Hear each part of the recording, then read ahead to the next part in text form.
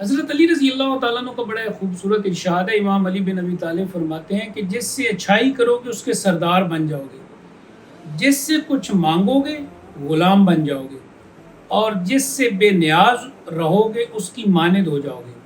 یعنی اگر آپ نے کسی سے اچھا کیا ہے تو آپ کا ہاتھ اوپر ہے، اور اگر آپ نے مانگ لیا ہے کسی سے کچھ تو پھر آپ کا ہاتھ نیچے ہے اور پھر آپ اس کے غلام ہیں. اور اگر آپ بے نیاز ہیں اور آپ اس طرح لوگوں کے دست نگر نہیں ہیں اور ان کی دریوزہ گری نہیں کرتے تو پھر آپ انہی کی طرح ہیں، پھر آپ کا جو سٹیٹس ہے وہ کم نہیں ہوگا.